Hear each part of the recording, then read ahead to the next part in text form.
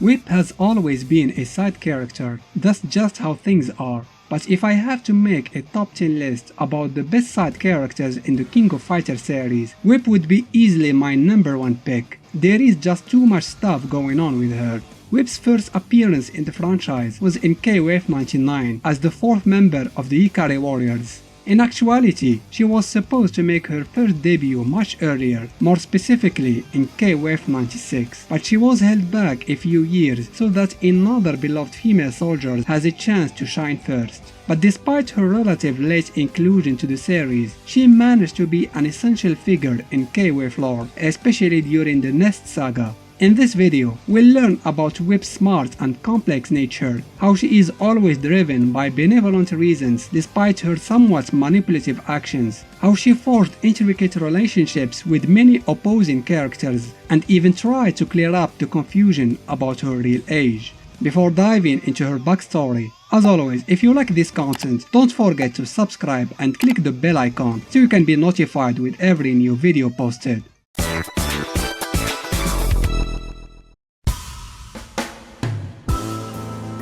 Seirah's birthplace is unknown. Not much is known about her family either, except that she has a younger brother who will become to be known as K- later. They were both kidnapped by Nests to serve as human test subjects. Before they were forcefully separated to live in two different labs, Seirah encouraged her brother to stay strong until they meet again. Little did she know that was the last thing she said to him as her normal self. Seirah was subjected to many experiments aiming to create the perfect clone. Unfortunately, she couldn't survive the brutal nature of these tests and died during one of them, without having a second chance to see her brother again. I hope you enjoyed this video. Give it a thumbs up if you did. What? She is really dead. You got the bad ending, I guess. But fine, since I'm in a good mood, I'll walk you through the real ending. Even after Seirah's death, Nest didn't abandon their cloning project. They kept working on her DNA until they successfully create the first perfect clone, and a new Seirah was born. Furthermore, the newly born clone was given Seirah's memories and personality, in addition of an enhanced body allowing inhuman combat prowess. In parallel, Nest designed a special weapon for her to use, a whip that can morph into sharp blades and even firearms. Years passed living under Nest's roof. Seirah hadn't forgot K-. She had no idea that she was not who she believed she was in the first place. While searching for her missing brother, she met a man who looked suspiciously like him. That man was a high-ranked officer of Nest named Chrysalid, and the reason why he looked like K- was simply because he was cloned from him. As a side effect of the cloning process, Chrysalid inherited some of K-'s memories, which led him to believe that Seirah was his sister.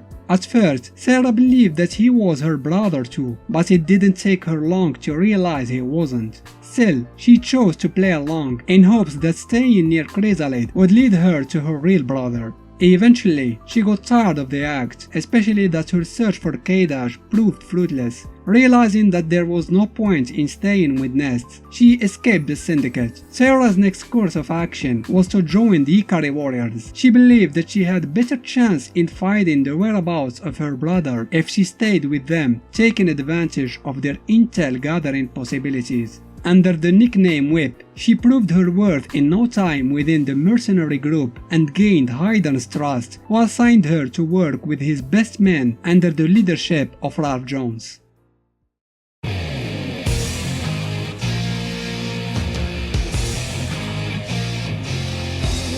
Her first mission with the Ikaris was to investigate Nest's activities during KOF 99. That served Whip's own objectives of knowing more about Nest from a new angle. She has no idea that he was closer than she thought. In fact, he was a member of the hero team and the newcomer to the KOF tournaments, K-. The Ikari Warriors managed to reach Nest's base before its collapse. While her teammates were trying to capture K- and Maxima, Whip found Chrysalid on the brink of death. Still believing that she was his sister, Chrysalid asked why she left him and ran away. Whip coldly mocked his stupidity. She told him that they weren't siblings and that all his memories about her weren't actually his. What happened afterwards is uncertain. She either left him to die under the rubble or finished him with her own hands. Regardless, she rejoined the rest of the squad, but even though Chrysalid wasn't her brother, at some point in the past she truly believed he was, and seeing him die was a heartbreaking experience for her. Hydern and Commander Link had the idea of organizing the following KOF themselves, hoping to draw Ness from their hideout. Whip was ordered to enter the tourney with her squad to investigate, but none of them realized that one of their superiors, Ling, was actually a former Ness top operative in disguise. Zero, that was his real name, betrayed the cartel and decided to go rogue. He was later found and defeated by K- and his companions, but not before destroying South Town thanks to his space-based cannon. Searching the ruins of his mansion, Whip found Zero mortally wounded. It was at that time when she learned from him the harrowing truth about her nature and confirmed the identity of her missing brother. After she sent Zero to meet Chrysalid, Whip decided to abandon the Ikari warriors and join K- for their revenge against Nest. She left a videotape for her comrades to say goodbye, thank them for everything, and promised that they will meet again. In company of her brother K-, the trustworthy Maxima, and the Hisoka assassin Lin, who shared the same goal as them, Whip spent the next year searching and destroying Nest bases one by one. But despite their efforts, they couldn't find the Syndicate's main headquarters. They were surprised when they received invites to KOF 2001, the edition that was sponsored by Nest themselves, to get back at all those who had betrayed them. Even though they knew it could be a trap, Whip and the others didn't hesitate a second before entering the competition. They just couldn't let such a chance to pass by them like that. Their determination pushed them to make it all the way to the finals and declare champions of the tournament. They were invited by Original Zero, one of Nest's most trusted officers, aboard a blimp turned into a spaceship to go see the head of the organization in his HQ located in a satellite in space. But before that, they had to fight Zero and his companions, his pet Black Lion, the former leader of the Hisoku clan and the target of Len, and the resurrected Chrysalid. Whip faced the latter and after defeating him, ended his life for the second time. Coming out victorious from their battles, the team were finally able to meet the man behind all this chaos and learn that he was already dead. His son Ignis had already turned against his father and was the real one in charge of the cartel.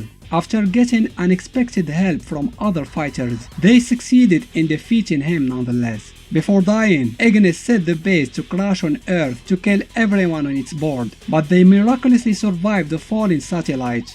With Nest finally destroyed, Whip and K- made peace with Kula and her overseers, realizing that she was just as a victim as they were. She decided to take care of the young girl, who quickly grew attached to Whip like an older sister. She also didn't forget about her former friends in the Ikari warriors and sent them a photo of her to let them know she was doing fine. One day, Whip, Maxima and K- received an unusual request from veteran KOF regular Shin Gensei. He asked them to investigate the dark energy present during the announcement of the 2003 edition. That wasn't the strange part. The strange part was that K- actually accepted the old man's request. The team did pretty well during the competition and even managed to meet its real sponsor, who turned out to be Shizuru Kagura. They discovered that she was mind-controlled by a mysterious woman linked to a clan named Those from the Past. They had to face another member of the said clan, the hulking Mukai, who even after he was defeated wasn't fazed in the slightest and chose to run away. Once everything was over, Whip gave a phone call to Diana, who was taking care of Kula during Whip's absence, and learned that the young girl was very unhappy for being left behind. Before KOF 11 was announced, Whip decided to return to the Ikari warriors after she learned that Hydern had decided to forgive her previous desertion.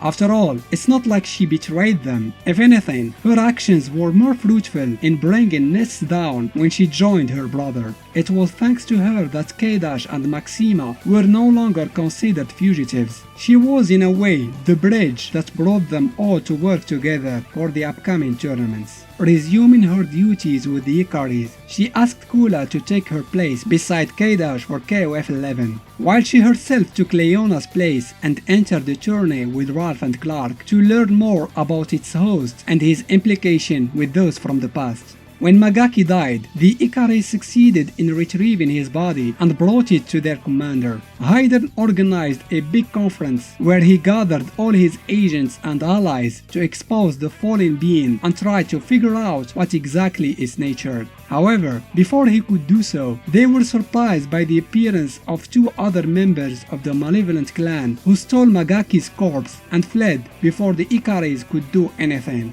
Since that incident, Whip remained in the background, taking care of logistical support, strengthening the bonds within the Ikari warriors, and keeping in touch with K-Dash and Kula, who were trusted to the ever-reliable Maxima.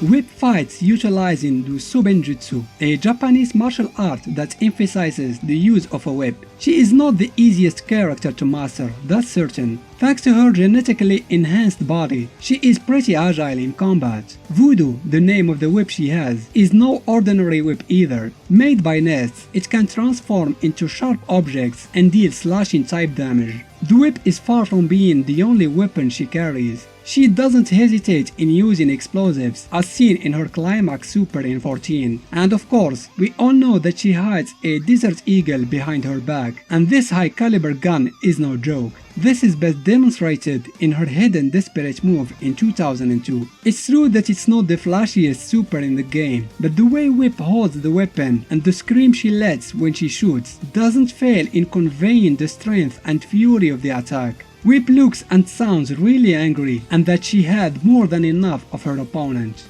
In contrast, she is a very calm and overall polite person outside combat. She takes her duties very seriously until Ralph shows up and starts teasing and calling her Whippy. Then all her professionalism falls apart. She hates it when he does that and is always in a sort of a friendly conflict with him. Clark, on the other hand, is a different story. She seems to have a crush on him and has been seen seeking his approval multiple times. I guess his composed demeanor and cool attitude didn't leave her indifferent. My boy Clark knows how to make a girl's heart fly along the rest of her body.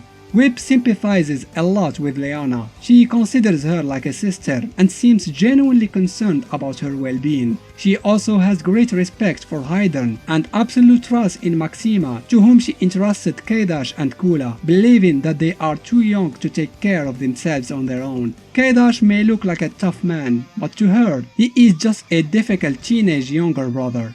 All that said, Whip can be a weirdo sometimes. In addition of her implied questionable hobbies seen during her fighting moves, she considers her whip voodoo alive and even cares for its feelings. Her age is a debatable subject. Many believe that she is 16 and call me out for including her in my top 10 waifus list. But that age is only true for the Metal Slug timeline, and my list was about KOF characters. Considering that she is K-Dash's older sister, who's about 18, she should be at the very least 19 years old, right?